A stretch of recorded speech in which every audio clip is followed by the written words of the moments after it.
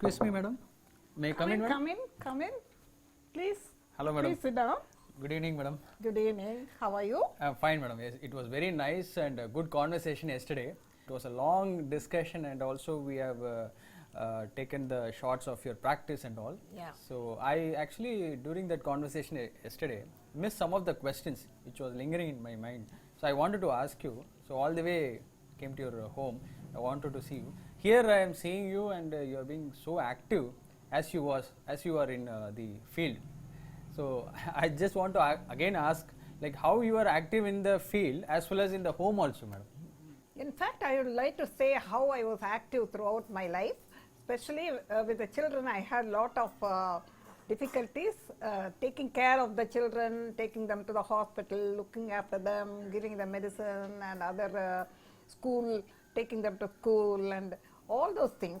But God was very helpful to me, and I was able to manage very well because my mom was there to help me to some extent. She was in a different house. I used to leave the children now and then in their house, but I was able to manage quite well. But every day I used to go for practice in spite of the children, 6 children. I used to even comb their hair in the night itself, and so that in the morning they can just go to school without any problem. Okay, madam, I heard that till last year you were traveling in the public transport bus. Like at the age of 85, 86, I have not seen anybody traveling in the public transport, especially in the government bus. But how you have managed, and what is that one thing that you pushed you and traveling in the public transport? I am very happy to know that I am myself able to manage going by traveling by bus, because one thing I always think of the money. I will always think if I go by auto it's very expensive, and another thing is I think I can manage, so I will just jump into the bus and go, no problem. I was doing triple jump up to 85 years, and jumping was not very difficult. And going on traveling by bus also was not difficult for me. Only thing is I had to go a little bit early so that I could change buses and go to the stadium. Till 85 years, I was myself and my husband, we were alone for many years, and I managed all the household work without even a single servant. Without servant, all the work, household work, cooking, washing, cleaning, scrubbing, everything I was doing.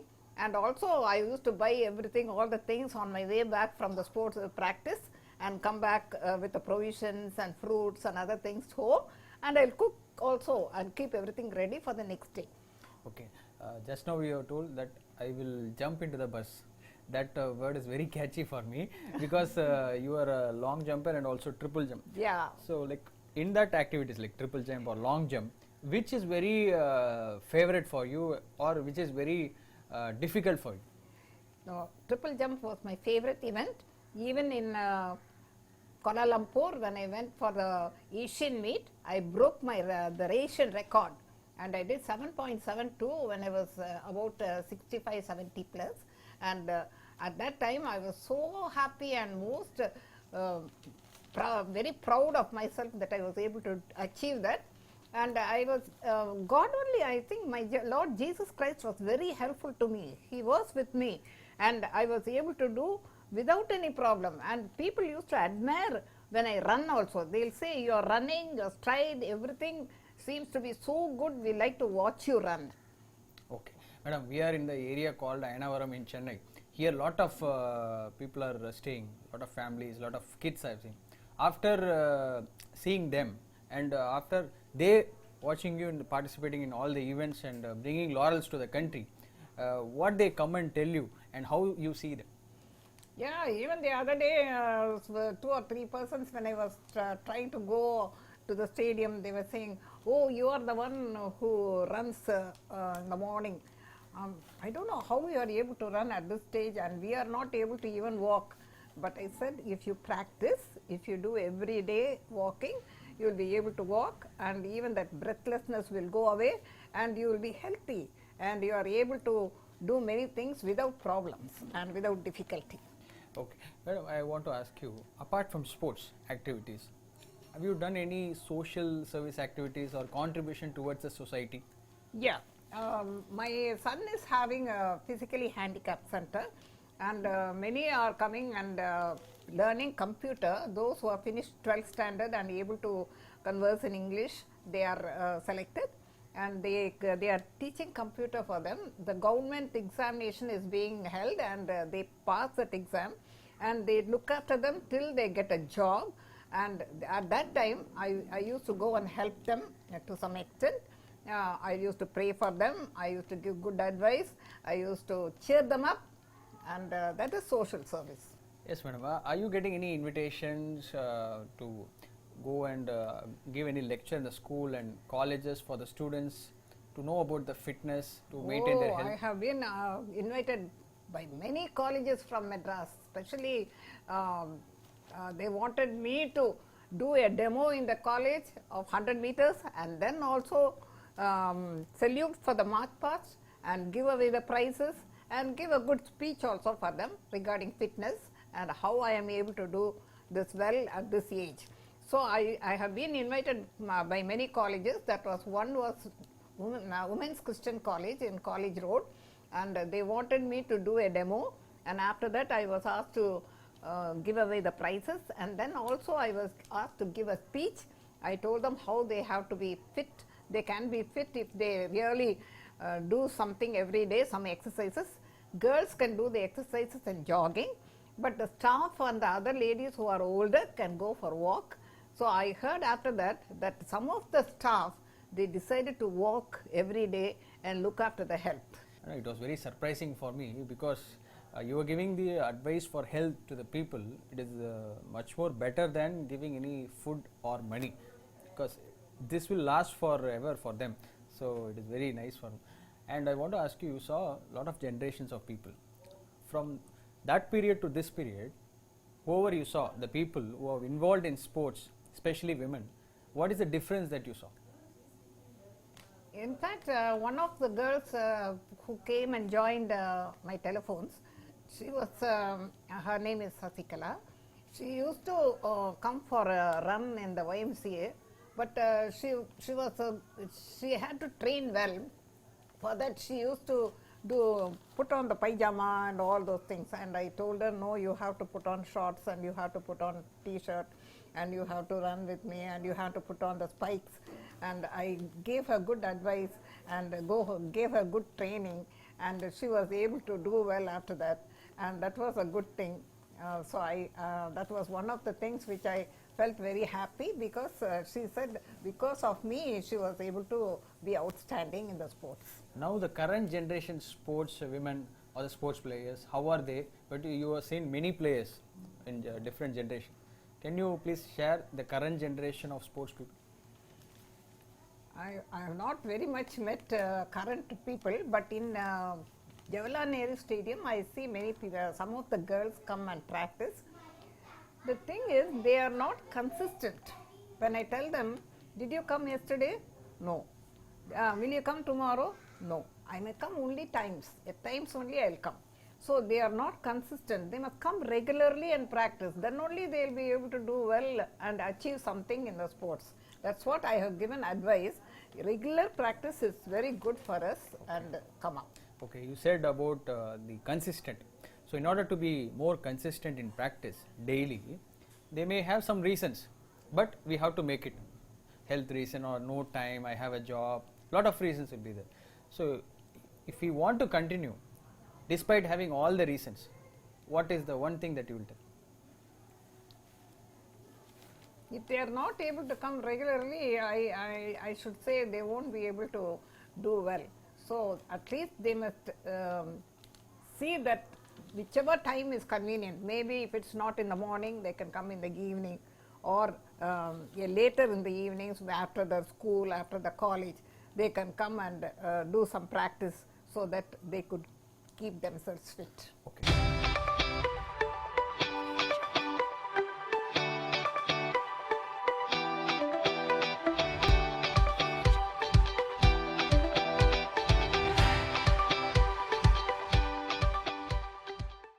When we play sports, we will play usually along with our friends, whether it is in school or college or in a team. Now you are practicing in a stadium, Jawaharlal Nehru Stadium. Daily you are going in the morning. Who are all your sports friends and your colleagues? Those who you met and doing the practice together. In fact, I am the oldest person there, 87-year-old, and mostly there are only about those who are 55, 60 or 45, very they are in the lower age groups, and they are not practicing with me because I cannot practice with them also. I do my own jogging and they do their own jogging, and anyway they don't come regularly also. When I tell them, they say they are very busy. But I go every day and I practice. I do the jogging and then the exercises and then the workout like 100 meters with spikes and also some throws. Okay. After becoming the celebrity, people coming and taking a selfie with you and then identifying in you various places. How do you react to that and what is the feeling of it? I feel a little bit embarrassed. One person came home also, one auto man, he said, I want to see you. I was feeling so bad because I'm so old and he wants to see me. He is not even 40 years. He wants to come and see me and have a chat with me. So he came here and just like that he came and saw me and spoke to me. I was a little bit embarrassed. I wasn't so very happy. Anyway. Now you used to that kind of thing like people come. Yeah, whenever I go out, people just immediately they recognize me and they want to say hello to me. That's good. That I say, okay, hello, I'm all right, I'll say. That is okay. But coming to the house and all, I feel bad. Okay. You have so much of records, not only in sports, other than you are creating records. Going forward, what is your plan, aim? Maybe you will have some ideas to go further. One thing I'd like to say, I'm going for the sports and going for the ground or going outside. I like to be a witness to others and give the good news of the gospel of Jesus Christ, who is in me and taking care of me, giving me all the health, talent and all the strength to do very well. So whenever I'm starting on the blocks, when I'm doing the 100 meters, I say, Lord, help me. Immediately He'll help me and I'll be there first. So that is the main reason I'm able to go. And as soon as I finish the race, people come and ask me, what is the secret of your running? You are able to run well, you are able to jump well, you are able to throw well. Put your trust on Him, He will definitely help you. Okay. Madam, you played lot of tournaments, won lot of medals, 345 gold medals out of 420. Suppose, how was the feeling of the victories and the losses? Maybe definitely loss is a feeling that you will not be able to cherish. Victory is the one everyone will enjoy. So how do you take the losses and go further? I have been winning all the time. Very rarely I had losses. So I don't have such a feeling of failures or anything like that. At times when I come second and when I come third, I feel very sad. I'll I don't know how to explain that. I feel very sad only. Every time I want to achieve only first. I want to come first only. I cannot think of coming second. Throughout your career, any regret that you have that you want to share? Regret? Regret means once, but it was not a regret. I had the 200 meters race in Hyderabad. It was fixed at 1 o'clock, but they started at 12 o'clock itself. So at that time, one of my colleagues, she called and said, you know that they have preponed the race, and I was staying in one person's house. I felt very sad because when she said, the race is going to happen, come on, come soon. Then I couldn't rush to that place because that person had locked the door and gone out. He said he will come and take me at by 1 o'clock. So I was feeling so sad and very disappointed that one medal will be missing. But still I called that person and then he came, and just before the previous age group was going on, I entered, ran to the 200 meters place. And when I went ran, that person, no, everything is over. You must report at call office and then only you can come here. Then one person said, oh, she's an international athlete, you allow her. So they allowed me. But he's saying, don't put on your spike, just run with your ordinary shoe. I said, no, I haven't run on ordinary shoes for 200 meters. I will put on the spike. So I put on the spikes, I ran, and I came first. That was very good thing I did. But for some time I was so disappointed, I thought I'll miss that race.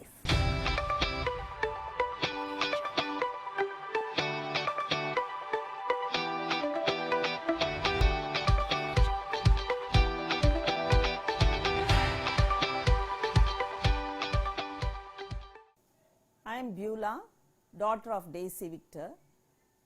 She sent me to college even though she was not allowed to go, and I was able to study up to my MSc and MPhil in IIT Kanpur, and then I joined Women's Christian College in the mathematics department where I served for 34 years. And one of the highlights is mom came for one of our sports days as a chief guest, and she did a demo run also, motivating students and staff there. She has motivated many of us, though we did not come to her that standard. She has motivated many youngsters to do that. And recently also she went up to the nationals in Guntur. We both went along with her to help her out, and it was a good experience. I feel it's God's grace that I had very good parents who motivated us not only in academics but for overall development. And she seems to be like a celebrity now. So we are just going along with her to help her out. I am Bala, son-in-law of Mrs. Daisy Victor. I am 67 now, but she is 87. But I can't match her enthusiasm and energy to get up early morning. And no, every other day we are now forced her to go alternate days. Otherwise, she wants to go daily practice. And early morning she will get up 5:30, and she is totally independent. She takes care of that. We only extend support, breakfast, lunch and other things we take care, and ensure she is able to have everything so that she doesn't have to do all those stuff. But otherwise she goes to the ground, comes back on her own. And in fact, I was in HR for 25 years, then I went into Christian ministry to work among students. So I have my, ministry demands. So I won't be able to go along with her daily. And we both travel together for ministry to north and other places. So we are not able to extend support like what we would like to, daily going with her and taking care of her there and things like that. But she doesn't bother. She is on her own, independently goes and comes back.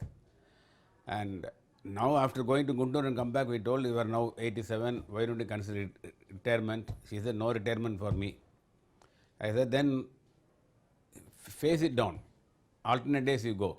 After much, persuasion, she has now agreed to go alternate days. Morning getting up early is one discipline I see in her which is motivating us. And, she has her own determination. She doesn't have the energy or strength, but she has the determination that keeps her going. During those days when my father-in-law was bedridden, it was a challenge for us to ask her not to go, take care of uncle, stay back at home. She was restless because her mind is in the field. Daily she used to go out in the morning. Madhavaram, when she was there, she'll take a bus to Moolakadai. From Moolakadai, take another bus to Perambur. Then Perambur to stadium, Nehru Stadium she'll go. She's one of the few athletes who have the permission to practice in that stadium. Not all of people are allowed to practice in that international stadium, but she has that permission to do that. And she doesn't want to spend money also, old timer, no. So she will go by bus. Now we have said no bus journey for you anymore. After almost 1 year plus, she has stopped going by bus. And conventionally old people don't like to spend more money on themselves. Not that they don't have money, God has blessed them, money is there. But she feels that when I can, why not I travel in the normal transport? And totally independent. She has one set of keys, she'll manage. Even if you go for a short station, she manages here alone. It is, we feel bad to leave her like that, but she says, I can manage. God is with me, I can take care.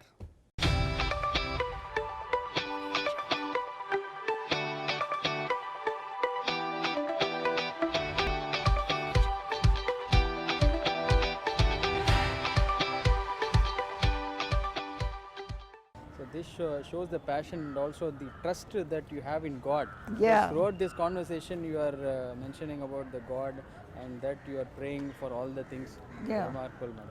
And lastly, I just want to ask you one thing that you want to tell to our viewers, what you learnt from the sports life, what you thought, and then that is you are applying in your real life also.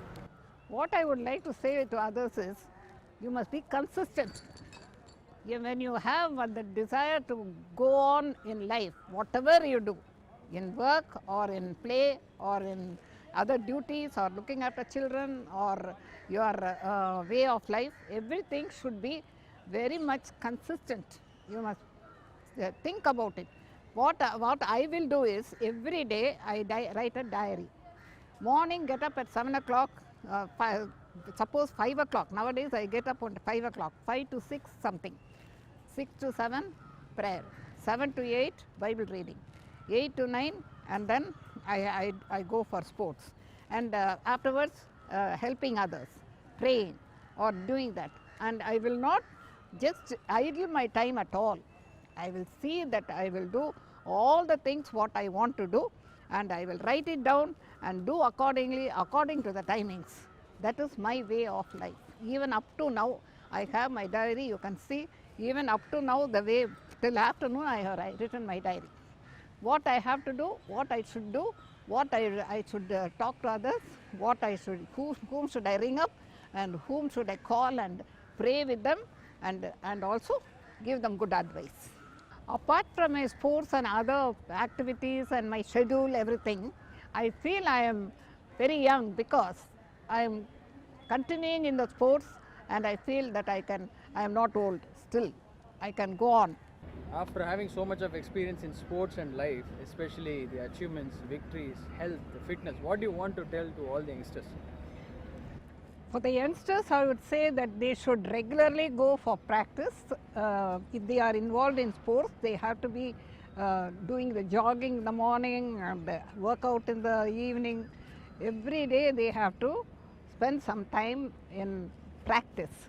That is what I suggest. For old people, I'd like them to do for fitness, they have to go for a walk.